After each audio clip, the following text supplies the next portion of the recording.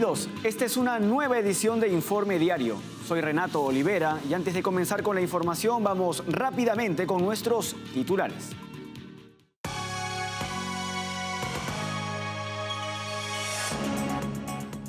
En España, el líder del Partido Popular, Alberto Núñez Feijóo, criticó la política exterior que viene ejerciendo el gobierno de Pedro Sánchez. En una sesión especial de la OEA, Ecuador criticó a México por otorgar asilo diplomático al ex vicepresidente ecuatoriano Jorge Glass, calificando la acción como promoción de la impunidad.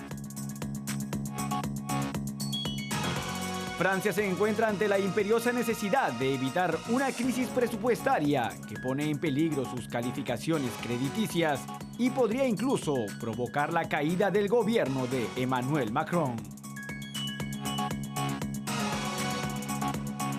Peter Higgs, el brillante físico británico, falleció a la edad de 94 años. Higgs es reconocido por su idea innovadora que llevó al descubrimiento del bosón de Higgs, una partícula fundamental en la física moderna.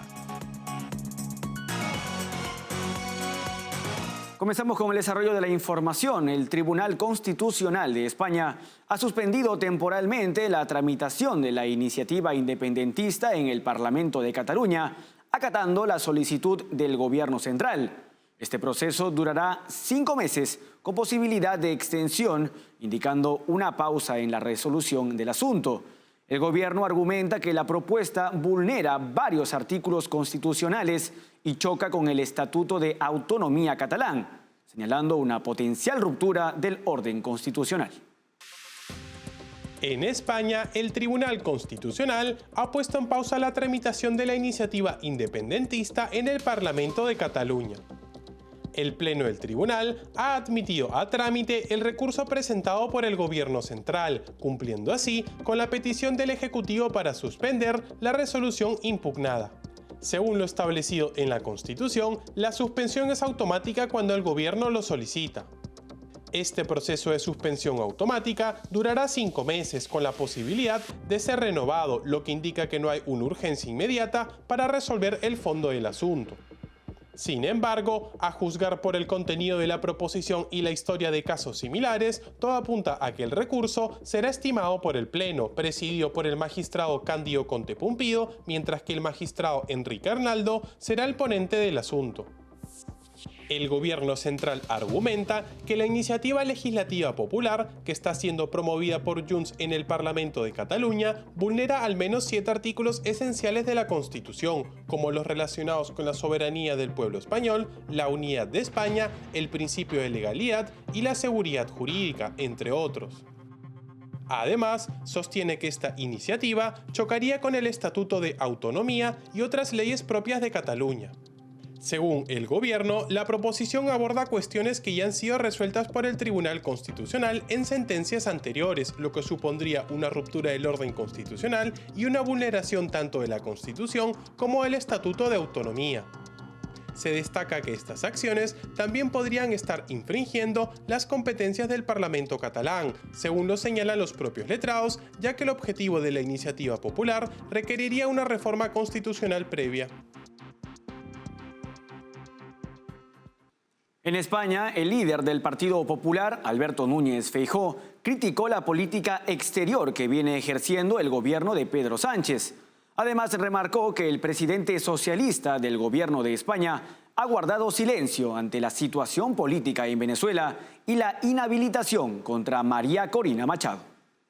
Mire, no ha hablado nada de Venezuela. Resulta que estamos hablando de política exterior, hablamos de países con menos relación histórica y afectiva, pero sí que no se puede hablar de Venezuela. No ha hablado usted del gas ruso. No ha hablado usted de Marruecos. No, una línea. Mire, le voy a hacer 10 preguntas. ¿Le ha exigido Marruecos el cambio de su ministra de Exteriores? ¿Por qué acepta la política marroquí respecto de Ceuta y Melilla? Las aduanas de las que tanto se ha usted vanagloriado en Ceuta y Melilla tienen fecha de apertura. ¿Ha entregado de facto el control del espacio aéreo del Sáhara Occidental a Marruecos? ¿Por qué se disolvió el Ocon Sur cuando el narcotráfico es un problema en el Estrecho? ¿Por qué el informe del Departamento de Seguridad Nacional omite intencionadamente reconocer que Marruecos tiene actividad de inteligencia en España? En definitiva, ¿hay algún límite a sus cesiones? ¿Se puede decirnos cuándo va a solucionar la crisis diplomática con Argelia y cuándo se le pase la rabieta al señor ministro de Exteriores? Y, por cierto, ¿qué está haciendo usted para garantizar desde nuestras competencias que haya elecciones libres en Venezuela? ¿Qué está haciendo y qué hará para que todos los candidatos se puedan presentar? En definitiva, ¿qué está haciendo y qué hará para que Venezuela, además de los negocios de sus compañeros socialistas, llegue a una democracia plena? En España, la diputada del Partido Popular, Cayetana Álvarez de Toledo, criticó al ministro de Presidencia y Justicia, Félix Bolaños. Le remarcó al funcionario del gobierno de Pedro Sánchez si existen precedentes de una amnistía concedida a cambio de una investidura. Qué miedo le tiene usted a Alejandro Fernández, realmente. Señor Bolaños, el PP restauró la paz, que es la ley. Ustedes premian el delito, fracturándolo todo, incluso la Fiscalía. Ustedes han asumido el bulo nacionalista de que existe un conflicto entre Cataluña y España, como mínimo desde Felipe V. Y la realidad es que todos los conflictos catalanes han sido conflictos civiles, entre catalanes como españoles, 1640, 1714, 1934, 2017. Este último provocado no por la sentencia del TC, no por un gobierno del PP, por la deslealtad nacionalista que ya denunció Tarradellas y que ustedes alientan. Conteste a la pregunta prevista y si no, mire, se lo voy a poner más fácil. Le voy a hacer unas preguntas más. Elija una. Con una me basta. Mire, anote. Primera, ¿cuántos precedentes hay de una amnistía concedida a cambio de una investidura? Ya, 0. La amnistía corrupta es un hallazgo suyo. 2. ¿Qué fundamentos jurídicos explican que la amnistía fuera inconstitucional hasta el 23 de julio y constitucional después del 23 de julio? Entiendo que la Constitución no cambia de opinión. 3. La víspera de esas elecciones, el señor Sánchez proclamó no hubo amnistía ni habrá referéndum. ¿Piensa el Gobierno cumplir la segunda parte de la frase como cumplió la primera, con la misma cara de piedra? Hasta Aragonés se mofa de ustedes. 4. ¿Qué están negociando con el separatismo en el extranjero? ¿Cómo colarnos ese referéndum? Ahórrense el esfuerzo. Por una vez Sánchez dijo la verdad. No habrá amnistía ni autodeterminación. Lo impediremos Europa, los tribunales y la oposición. En una sesión especial de la OEA, Ecuador criticó a México por otorgar asilo diplomático al ex vicepresidente ecuatoriano Jorge Glass, calificando la acción como promoción de la impunidad. Además, el país sudamericano acusó al gobierno izquierdista de Andrés Manuel López Obrador de despreciar la legalidad al permitir que Glass permaneciera en la embajada. Estas discrepancias surgieron debido al historial de López Obrador de otorgar asilo a líderes socialistas. En una sesión extraordinaria del Consejo Permanente de la Organización de los Estados Americanos, Ecuador lanzó fuertes críticas hacia México por otorgar asilo diplomático al ex vicepresidente ecuatoriano Jorge Glass. Alejandro Dávalos, viceministro de Movilidad Humana de Ecuador, denunció que la irrupción en la Embajada de México en Quito fue un acto de cumplimiento de las sentencias contra Glass. Según Dávalos, a pesar de las sentencias contra Glass, la embajada mexicana lo recibió como huésped y posteriormente le otorgó estatus de solicitante de asilo, permitiéndole evadir la justicia ecuatoriana. Esta acción, según el funcionario ecuatoriano, representa un acto de promoción de la impunidad por parte de México. El viceministro acusó al gobierno izquierdista de Andrés Manuel López Obrador de despreciar los aspectos judiciales al permitir que Glass permaneciera en la embajada, lo que según él ha impedido el funcionamiento del sistema judicial ecuatoriano.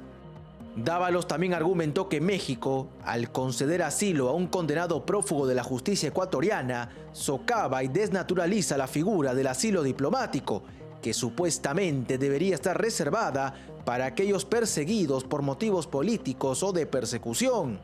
Además, Dávalos señaló que Glass representaba un riesgo de fuga inminente incluso dentro de la embajada mexicana en Quito, lo que subraya la preocupación de Ecuador por la situación. Las diferencias entre los gobiernos de Ecuador y México se generaron porque el presidente Andrés Manuel López Obrador, quien se ha caracterizado por brindar asilo político a los líderes del socialismo del siglo XXI, decidió que el ex vicepresidente correísta y sentenciado por la justicia, Jorge Glass, pueda ingresar a la Embajada de México ubicada en Quito. En Estados Unidos, exiliados cubanos realizaron una vigilia frente al Tribunal Federal de Miami, exigiendo la máxima condena contra Víctor Manuel Rocha, el ex embajador de Estados Unidos acusado de espiar para el régimen cubano durante décadas. El arresto de Rocha, quien admitió su doble vida al FBI, ha generado indignación y cuestionamientos sobre la seguridad del servicio diplomático estadounidense. En Miami, frente al edificio de la Corte Federal, una vigilia se convirtió en un grito de justicia contra Víctor Manuel Rocha, el ex embajador de Estados Unidos acusado de espiar para el régimen cubano durante 4 décadas. Con pancartas ondeando consignas como máxima condena y traidor, exiliados cubanos se unieron en una manifestación pacífica para exigir que se haga justicia por los crímenes que Rocha ha sido acusado de cometer. Entre los participantes se encontraba Luis Zúñiga, miembro de la Asamblea de la Resistencia Cubana, quien destacó la gravedad del caso, relacionándolo con el trágico derribo de 2 avionetas de Hermanos al Rescate en 1996, donde murieron 4 cubanoamericanos. Según Zúñiga, Rocha es el culpable de estas muertes y debe enfrentar las consecuencias. El arresto de Rocha, quien reveló su doble vida a un agente encubierto del FBI, ha sacudido los cimientos de la comunidad cubanoamericana. Jorge Luis García Pérez, conocido como Antúnez, otro ex prisionero político cubano presente en la vigilia, expresó su indignación, afirmando que Rocha puso en peligro la seguridad nacional de Estados Unidos mientras espiaba para el régimen cubano. La audiencia para dictar sentencia está programada para el viernes 12 y la expectativa de la comunidad exiliada es clara: una condena ejemplar para Rocha, como un mensaje de que la traición y el espionaje no serán tolerados.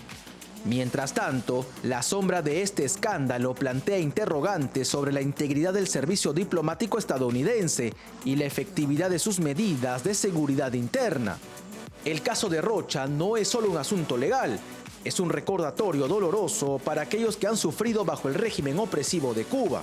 Además, revela el nivel de infiltración de la inteligencia cubana en las más altas esferas diplomáticas de Estados Unidos y otros países latinoamericanos como embajador.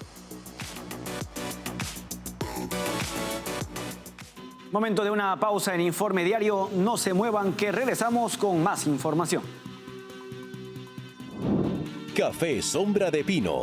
Un café diferente que crece a la sombra de pinos en Villarrica. Ya lo saben, Café Sombra de Pino. Un café premium al alcance de todos.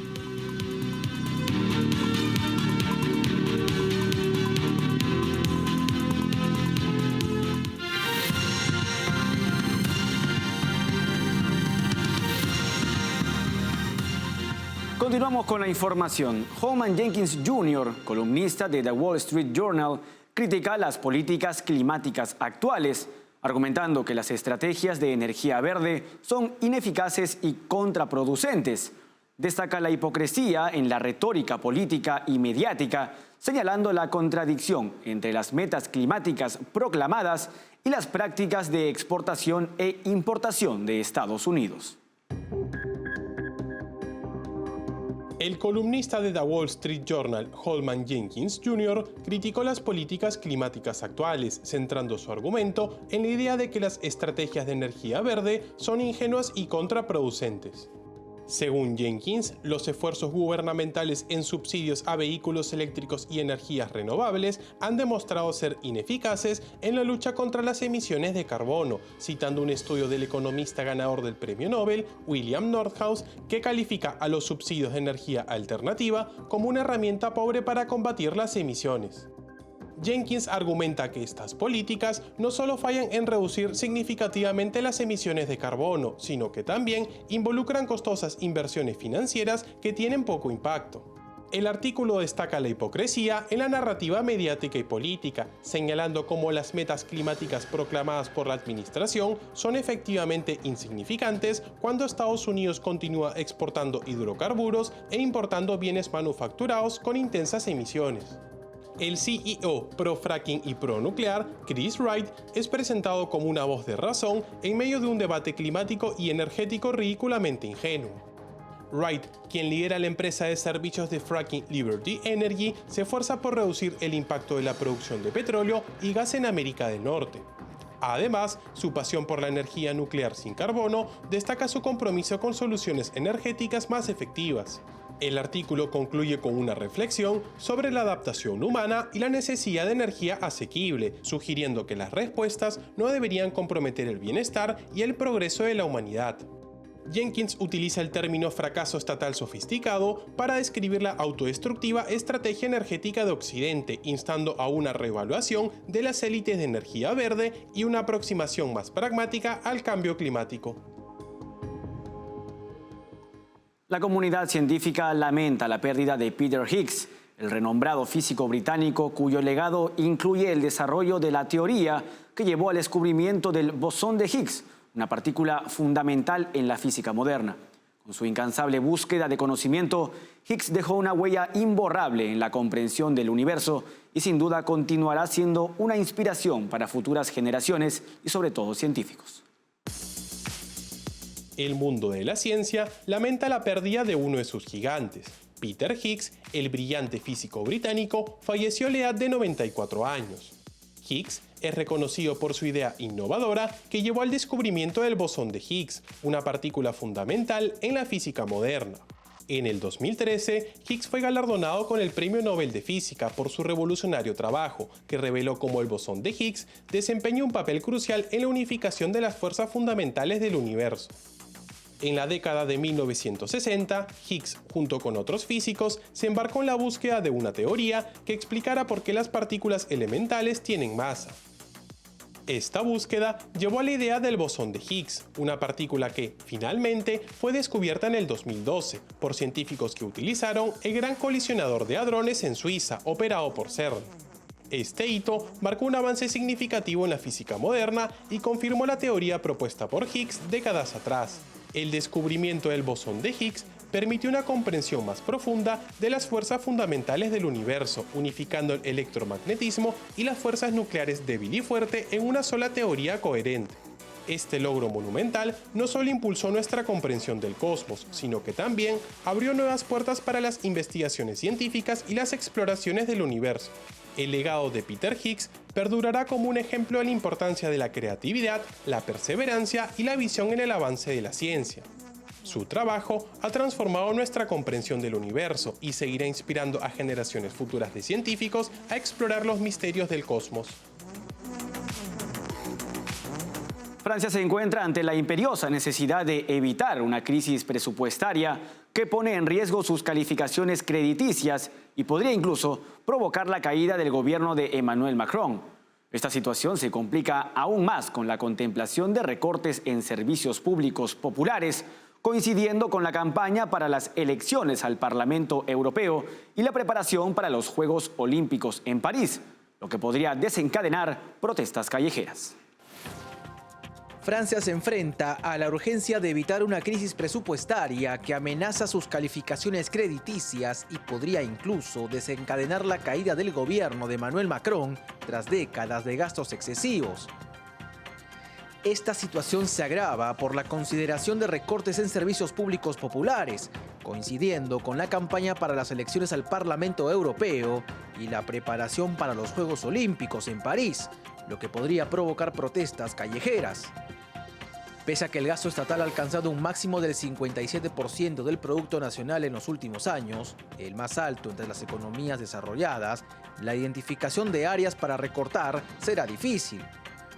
Entre los servicios señalados por el ministro de Finanzas Bruno Le Maire se encuentra el transporte médico, que incluye los taxis privados utilizados por miles de pacientes franceses diariamente, con el Estado asumiendo la mayor parte de los costos. Le Maire argumenta que Francia ya no puede sostener estos gastos, considerando el elevado costo anual del transporte médico para la población envejecida. Sin embargo, los taxistas, molestos por la congelación de las tarifas reguladas por el Estado desde el 2018, han protestado y han bloqueado carreteras en importantes ciudades este año, con planes de más interrupciones antes de los Juegos Olímpicos. Momento de una nueva pausa en el informe diario. No se muevan, que regresamos con los deportes. Café Sombra de Pino. Un café diferente que crece a la sombra de pinos en Villarrica. Ya lo saben, Café Sombra de Pino. Un café premium al alcance de todos.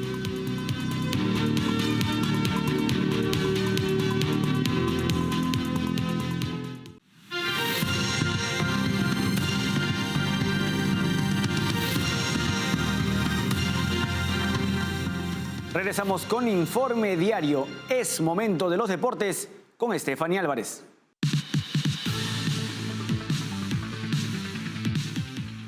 Muchas gracias, Renato. Nosotros comenzamos nuestro bloque deportivo con el tenis, porque el argentino Tomás Etcheverry no pudo seguir en carrera en el ATP de Montecarlo tras perder ante Stefanos Tsitsipas, que aprovechó al máximo su oportunidad al enfrentarse a Etcheverry en la segunda ronda. Aunque el inicio del partido no fue prometedor para Tsitsipas, quien enfrentó un quiebre temprano por parte del argentino Etcheverry, el griego supo reaccionar rápidamente y cambiar el rumbo del encuentro. Después de ceder el primer quiebre, Tsitsipas mostró una gran determinación y variedad en su juego para recuperarse y dominar completamente el partido. Con una agresividad controlada y golpes precisos, el griego logró imponer su ritmo y llevarse el primer set de manera contundente por 6-1. En el segundo set, Tsitsipas mantuvo su nivel elevado y continuó presionando a Etcheverry con su juego variado y su potente derecha. A pesar de los esfuerzos del argentino por dar pelea, el griego demostró su superioridad en cada aspecto del juego y consiguió cerrar el partido de manera contundente con un marcador final de 6-1 y 6-0 en apenas una hora de juego. Con esta victoria, Tsitsipas avanza a los octavos de final del torneo, donde se enfrentará a Alexander Zverev en lo que promete ser un emocionante duelo entre dos de los mejores tenistas del mundo en la actualidad. Pasando al fútbol, en la Copa Sudamericana, Corinthians de Brasil goleó en casa a Nacional de Paraguay por la fecha 2 del Grupo F. Y por su parte, Boca Juniors recibió a Sportivo Trinidense de Paraguay y logró una sufrida derrota por la mínima diferencia. El paraguayo Ángel Romero fue la gran figura en la victoria de Corinthians por 4-0 sobre Nacional de Asunción en la segunda jornada del Grupo F de la Copa Libertadores. Con 2 goles y una asistencia, Romero encabezó el triunfo del equipo brasileño. Romero marcó al minuto 22 y al 74. Además, Yuri Alberto al 65 y Pedro Raúl al 90 fueron quienes hicieron los goles del Corinthians, que se mantiene como colíder del grupo con 4 puntos, mientras que Nacional de Asunción se queda en el último lugar sin sumar puntos. En un partido trabajoso y lleno de tensión, Boca Juniors consiguió su primer triunfo en la Copa Sudamericana al vencer por 1-0 a Sportivo Trinidense de Paraguay en la Bombonera. El gol llegó tarde a cargo de Aarón Anselmino. A pesar de las dificultades, Boca logró mantener la ventaja hasta el final del partido, resistiendo los intentos de Sportivo Trinidense por igualar el marcador. Con esta victoria, Boca Juniors suma 3 puntos en el grupo D de la Copa Sudamericana y se coloca en una posición más favorable en la tabla continental. Después de asegurar una victoria en Venezuela contra el Deportivo Táchira con 2 goles en los minutos finales, River Plate recibe a Nacional de Uruguay en la segunda jornada de la Copa Libertadores 2024. El cuadro millonario mantiene un impresionante invicto de 9 partidos oficiales como local, 6 victorias y 3 empates en lo que va del año. Además, la historia reciente favorece a River Plate en este enfrentamiento, habiendo evitado la derrota en las 3 ocasiones anteriores, con 2 victorias y 1 empate. Recibió a Nacional como local en la Copa Libertadores. Por otro lado, Nacional inició con buen pie su participación en la Copa Libertadores al conseguir una victoria por 2-0 sobre Libertad como local. Sin embargo, enfrentar al favorito del grupo representa un desafío considerable. Y recordemos que el equipo uruguayo no ha logrado ganar en sus últimas 4 visitas en todas las competiciones, lo que genera pocas expectativas para los fanáticos. El entrenador de Nacional, Álvaro El Chino Recoba, reconoció que River Plate siempre es su candidato fuerte. Y el equipo uruguayo, 3 veces campeón de la Copa Libertadores, buscará ser competitivo en este enfrentamiento, recordando la eliminación sufrida ante River en los cuartos de final de la competición en el 2020, con un marcador global de 8-2. Y la Conmebol anunció que la final de la Copa Sudamericana 2024 se jugará en Asunción, Paraguay. El presidente de la entidad, Alejandro Domínguez, dio a conocer en X, antes llamada Twitter, donde oficializa la capital de Paraguay con estadio por definir. La final de la edición 2024 de la Copa Sudamericana se jugará en la ciudad de Asunción, capital de Paraguay. Así lo dio a conocer en redes sociales Alejandro Domínguez, presidente de la Conmebol. Final a jugarse el sábado 23 de noviembre. Recordemos que la capital paraguaya ya fue escenario de la final en la Copa Sudamericana del 2019, en la que se enfrentaron Independiente del Valle de Ecuador y Colón de Argentina. Asimismo, el máximo dirigente de la Conmebol, Domínguez, confirmó que Santa Cruz de la Sierra fue elegida para ser el escenario de la final del certamen sudamericano en el 2025. Bolivia será anfitrión de la Gran Conquista, el año que celebra su bicentenario y el centenario de la Federación Boliviana de Fútbol, escribió Domínguez en su publicación. Con eso llegamos al final de nuestra información deportiva en Informe Diario. Café Sombra de Pino. Un café diferente que crece a la sombra de pinos en Villarrica. Ya lo saben, Café Sombra de Pino. Un café premium al alcance de todos.